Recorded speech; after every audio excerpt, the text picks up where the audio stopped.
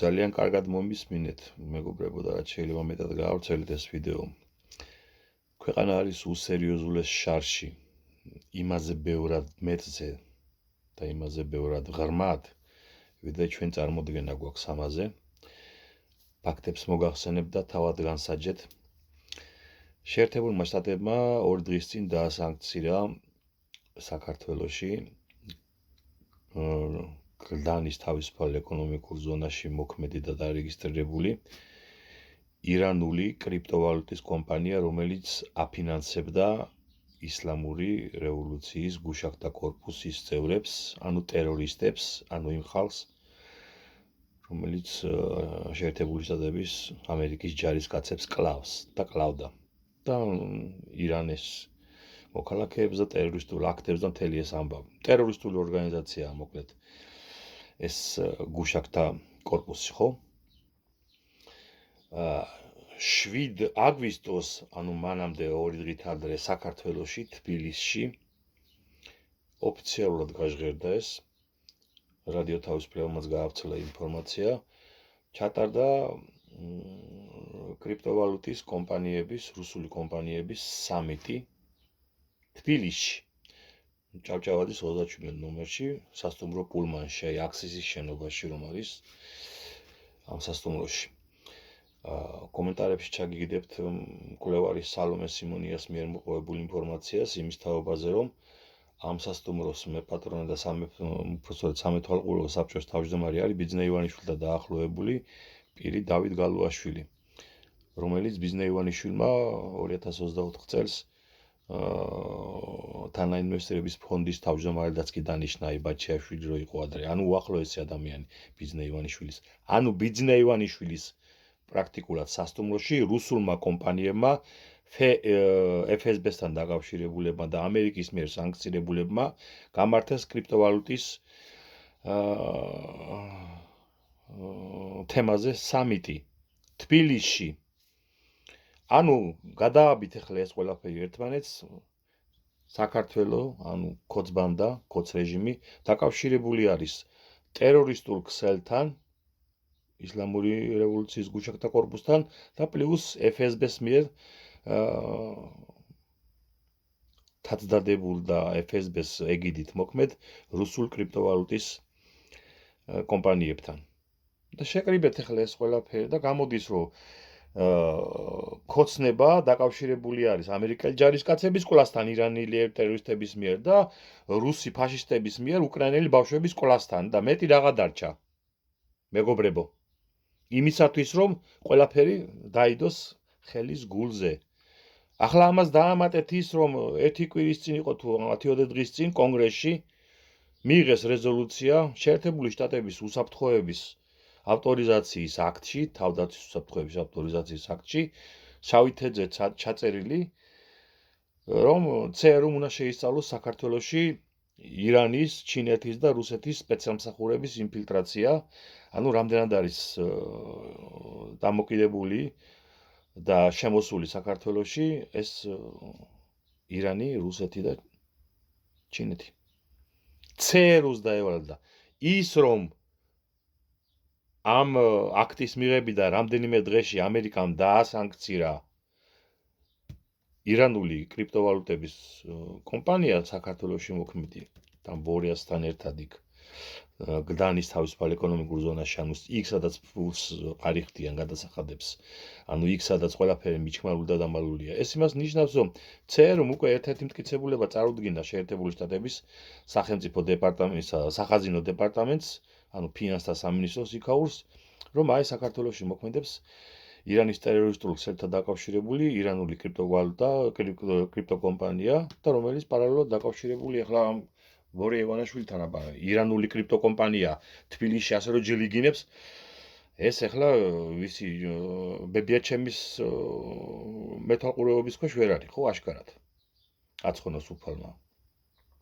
აი ასე მეგობრებო, აქედან დასკვნა საქართველოს უკვე სრულიად საქართველოს ელის უმძიმეს ფინანსური სანქციები მინიმუმ შეერთებული შტატების მიერ, მამაც აყვება რა თქმა უნდა ევროკავშირი, ამას ახლა ისრაელიც უყვება, ირანელ ტერორისტებთან ქოცნების კავშირის გამო ამას ლაპარაკი არ უნდა, ბრიტანეთიც შეუერთდება ამას და ქვეყანა დადგება კატასტროფის წინაშე, აბსოლუტური კატასტროფის წინაშე. მარტივად გეტყვით, ადრეც ვთქვი ეს მე.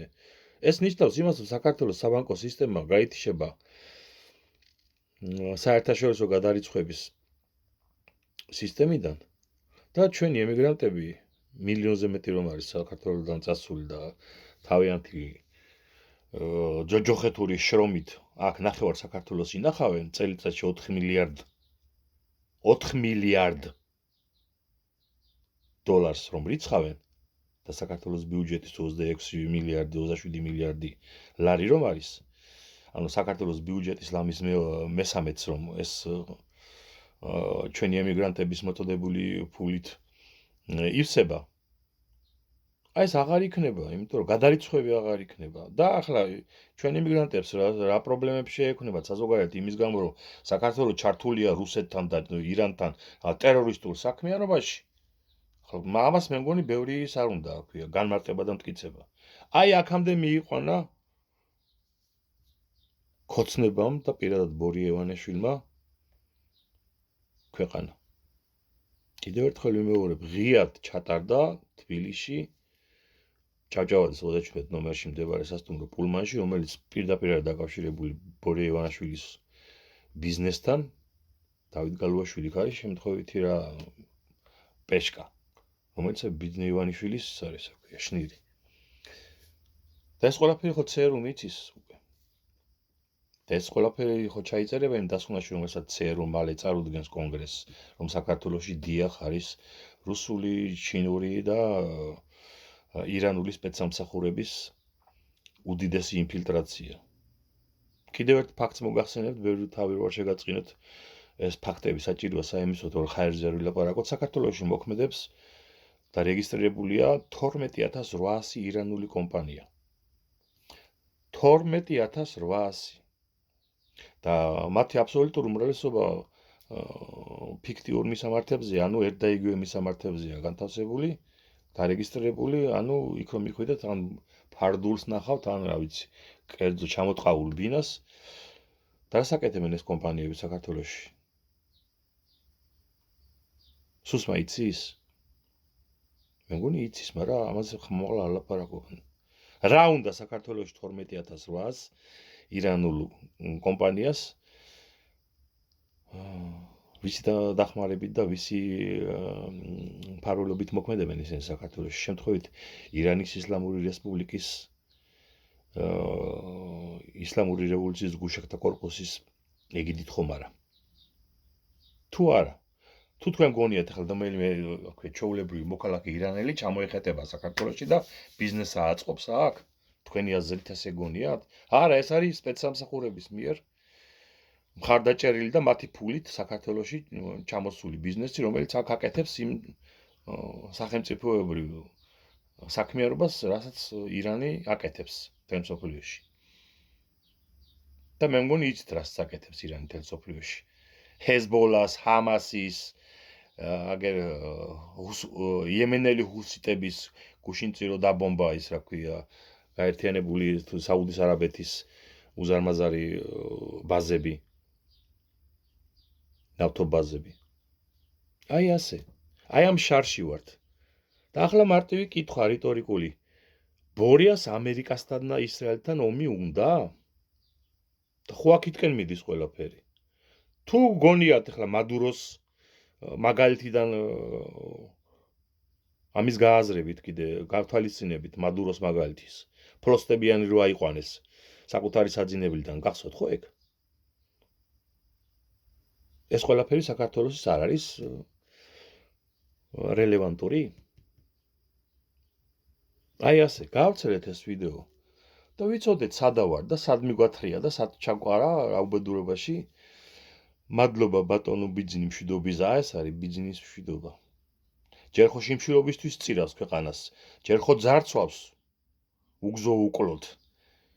30 თეთრამდე გაზი დენის ტარიფი რო დაგვიწესა იმისათვის რომ ჩვენ ვიმუშაოთ მისი კრიპტოვალუტის გამომუშავებაზე და თვითონ მილიარდერი გახდეს და ჩვენ ჩამოგატყოვოს ცოცხლად. ესეც არ კმარა. ახლა საერთოდ საერთაშორისო ტერორისტულ ქსელებში ყოფს იმას, რა ქვია, ყუდებს და ხერს უწყობს აქ ირანული თუ რუსული კრიპტოვალუტის, ანუ ჩვეულებრივი ჰიბრიდული ომის წარმოებაში ამერიკის შეერთებული შტატების ღიად გაცხადებულ მტრებს. ვორჩა და ისრაელის კიდე ზედ დამატებული. აი აქ ავართ.